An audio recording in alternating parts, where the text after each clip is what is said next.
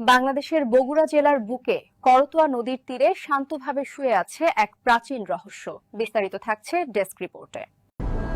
মহাস্থানগড়, যার মাটির নিচে চাপা পড়ে আছে এক হারানো নগরীর বিস্ময়কর ইতিহাস। এটি কোনো সাধারণ নগরী নয়, এটিই ছিল কিংবদন্তির পুন্ড্রবর্ধন রাজ্যের সুবিশাল রাজধানী পুন্ড্রনগর। কিন্তু কিভাবে প্রায় ২৫০০ বছর আগে গড়ে ওঠা এই নগরী সময়ের অতলে হারিয়ে গিয়েছিল, আর কিভাবেই বা আমরা এর অস্তিত্ব খুঁজে পেলাম, আজ আমরা সেই গল্পই উন্মোচন করতে চলেছি।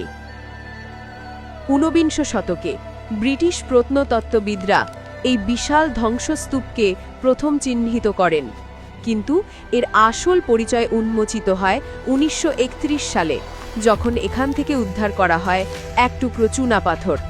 এটি সাধারণ কোনো পাথর ছিল না, এটি ছিল ইতিহাসের এক দরজা খুলে দেবার চাবিকাঠি।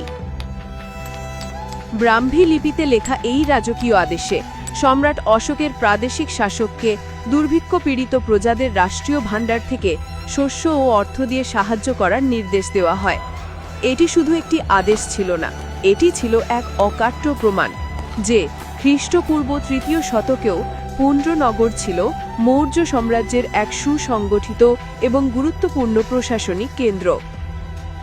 মৌর্যদের পর গুপ্ত, পাল এবং সেন যুগে পুন্ড্রনগর তার সমৃদ্ধির শিখরে পৌঁছায়। এটি পরিণত হয় এক বিশাল মহানগরীতে। চারপাশে প্রায় ৫ কিলোমিটার দীর্ঘ উঁচু প্রাচীর এবং পরীক্ষা দিয়ে ঘেরা এই সুরক্ষিত নগরী ছিল জ্ঞান, ধর্ম আর ক্ষমতার কেন্দ্র। পুন্ড্রনগর ছিল এক বহু সাংস্কৃতিক কেন্দ্র। এখানে পাশাপাশি গড়ে উঠেছিল বিশাল হিন্দু মন্দির এবং বৌদ্ধ বিহার। চীন সহ বিশ্বের নানা প্রান্ত থেকে জ্ঞান পিপাসু ভিক্ষু ও পর্যটকরা এখানে আসতেন। এখানকার শিল্পীরা পোড়া মাটির ফলকে ফুটিয়ে তুলতেন তৎকালীন সমাজ ও সংস্কৃতির প্রতিচ্ছবি। নগরীর পাশ দিয়ে বয়ে চলা করতোয়া নদী ছিল এর প্রাণ।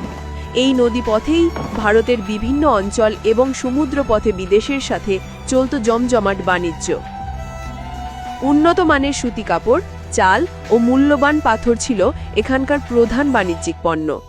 তবে পুন্ড্রনগর শুধু রাজা বা বণিকদের শহর ছিল না, এর প্রাচীরের ভেতরে ও বাইরে বাস করত হাজার হাজার সাধারণ মানুষ, কৃষক, ঝেলে, তাঁতি, কুমোর। তাদের দৈনন্দিন জীবনের কোলাহলেই মুখরিত থাকত এই মহানগরী।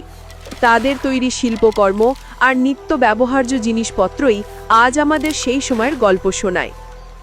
কিন্তু দ্বাদশ শতকের পর থেকে ধীরে ধীরে পুন্ড্রনগরের গুরুত্ব কমতে থাকে।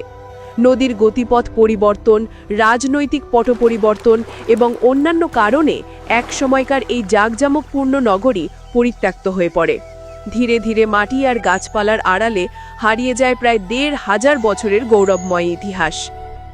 পুন্ড্রনগর হারিয়ে গেলেও তার অস্তিত্ব মুছে যায়নি।